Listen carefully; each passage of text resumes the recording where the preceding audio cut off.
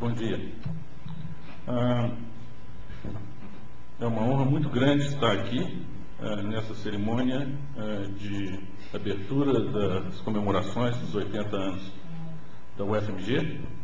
Eu sou filho dessa casa, formado na UFMG, sou orgulhoso disso e realmente é uma honra emocionante, e eu agradeço as palavras generosas do Cacá, professor Carlos Antônio, e que na verdade foi quem constituiu esse título, que é um título bastante ambicioso e que nessa ambição eu acho que ele reflete os anos que vão vir da UFMG, porque a UFMG certamente tem um projeto ambicioso e vai ser bem sucedida nele.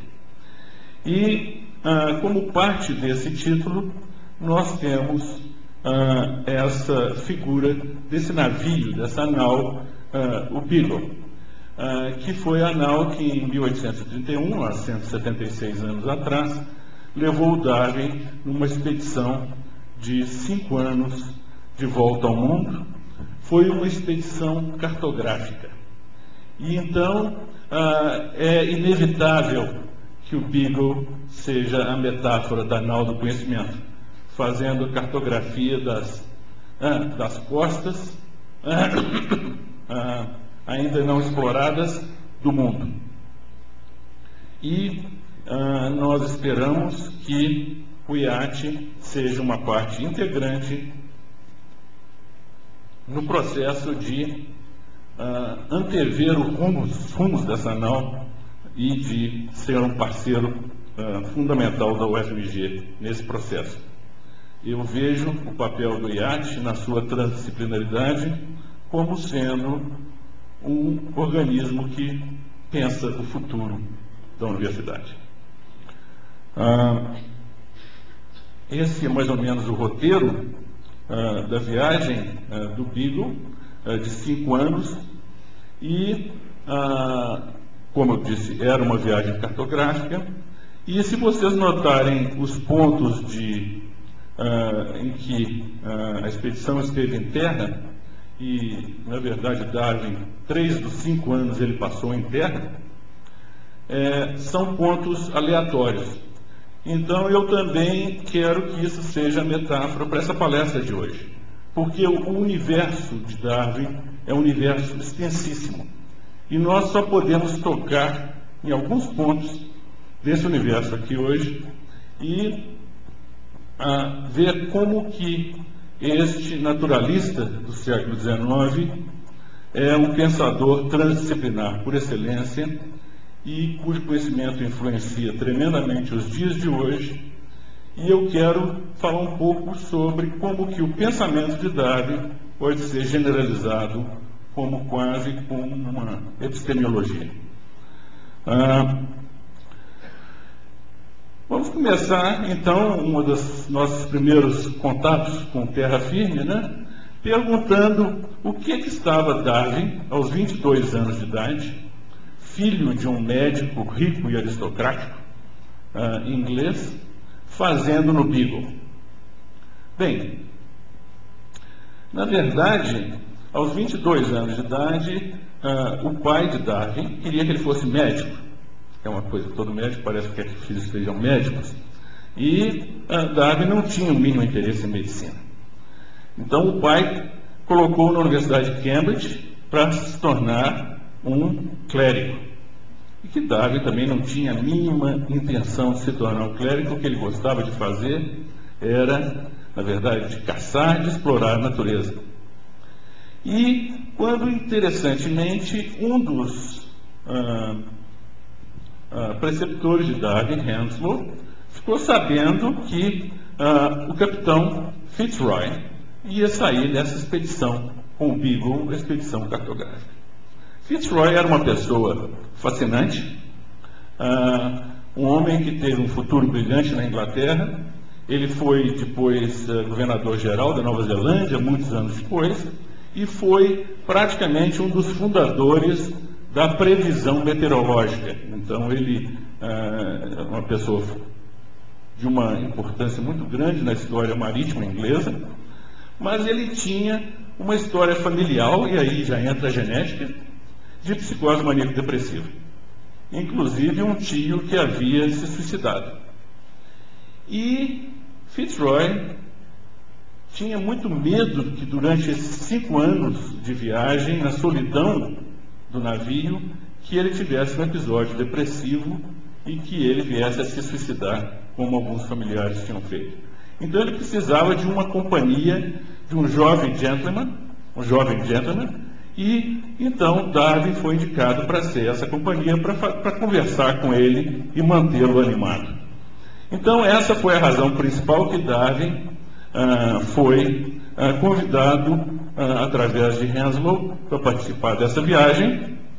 E é interessante, se você, um dos estudiosos de mitologia, o Joseph Campbell, vocês, certamente vários de vocês conhecem, escreveu em 1949 esse livro chamado O Herói de Mil Faces. E nesse livro ele descreve a jornada do herói. E que o Joseph Campbell, pedindo emprestado uma expressão do James Joyce, chamou de um monomito do herói. Isso vem de Finnegan's Wake. E, na verdade, essa jornada do herói é muito bem delineada.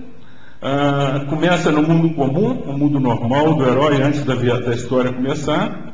Tem um chamado para a aventura, a recusa do chamado inicialmente, finalmente o encontro com o mentor, o cruzamento do primeiro portal, o herói abandona o mundo comum para entrar no mundo especial ou mágico, as provações aliados e inimigos, ou a barreira da baleia, o herói enfrenta testes profundos, e Darwin, por exemplo, tinha enjoos marítimos horríveis.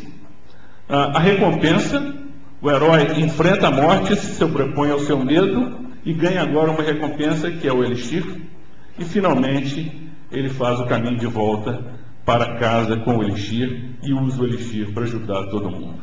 E se você pegar essa jornada do herói descrita por Joseph Campbell, vocês vão ver que Darwin se encaixa perfeitamente bem nela. Nós vamos voltar a isso daqui a um minuto. Só como exemplo para os estudantes da perfeita jornada do herói, é o filme A Guerra nas Estrelas, e na verdade o George Lucas era um estudioso de Joseph Campbell, e ele usou Joseph Campbell no roteiro de Star Wars, e mais recentemente, para os alunos que não conhecem, a trilogia da Matriz dos irmãos Wachowski, que de novo explora o herói, o Neo, né, que é chamado pelo Morpheus para lutar contra a Matriz. Então nós temos aqui o nosso jovem Darwin, que é então chamado, e o mentor, no caso, de uma certa maneira, é o Fitzroy, e ele parte na aventura do Beagle, e depois ele volta da aventura com o elixir. E nós podemos perguntar, qual foi o elixir que Darwin trouxe para o bem da humanidade? E esse elixir foi a ideia da seleção natural. É interessante pensar, bem, isso aqui, simplesmente capítulo 4 da Origem das Espécies, onde então Darwin conceitualiza o que ele quer dizer como seleção natural. Eu vou ler para vocês. Como pode então parecer improvável que outras variações de algumas formas úteis para cada organismo, na grande e complexa batalha da vida, deveriam surgir ao longo de muitas gerações? Se assim acontece, podemos duvidar que indivíduos que tenham qualquer vantagem, por menor que ela seja, teriam uma chance maior de sobreviver e procriar? Por outro lado, nós podemos ter certeza que qualquer variação injuriosa de qualquer grau seria rigidamente eliminada.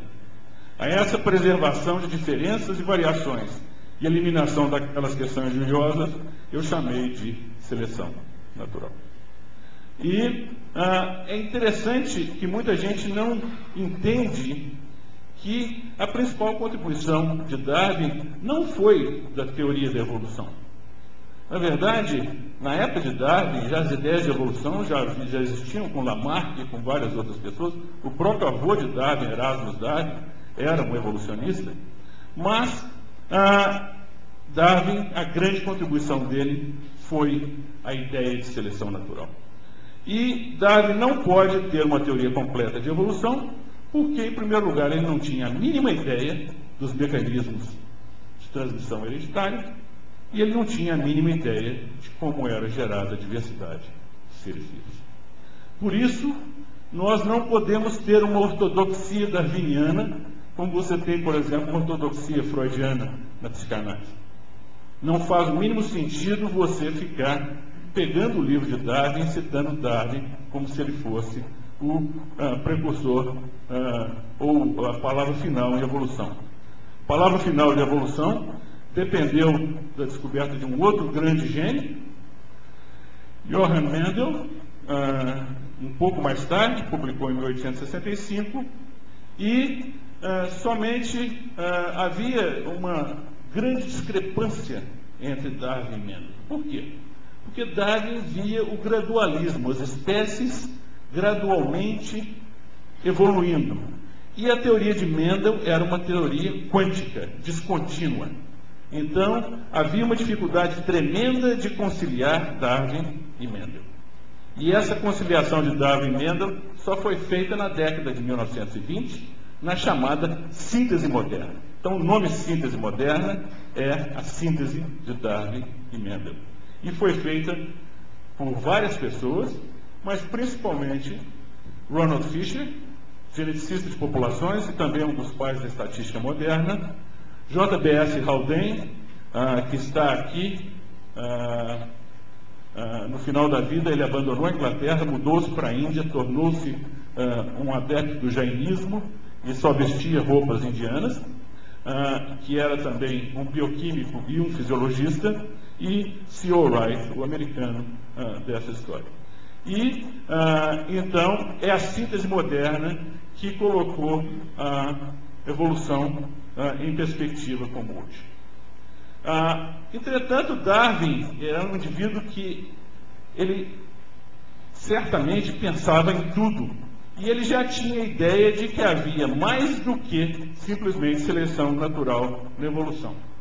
Por exemplo, esse parágrafo, que também está na origem das espécies: variações que não são úteis ou injuriosas não seriam afetadas pela seleção natural e permaneceriam como elemento flutuante, como vemos em algumas espécies polimórficas. E esse elemento flutuante é justamente aquilo que hoje em dia nós chamamos de deriva genética. E isso veio mais tarde com Motoo Kimura, na década de 1960, com a teoria neutra da evolução molecular, o neutralismo. Você vê que, então, Darwin, ele era incrivelmente um pluralista evolucionário. Ele não era puramente um selecionista. E existem hoje pessoas, em 2007, pessoas que são mais fundamentalistas darwinianos do que o próprio Darwin. E o que preocupa é que esses fundamentalistas darwinianos, esses evangélicos darwinianos, que só pensam em termos de seleção natural, são pessoas que têm uma penetração muito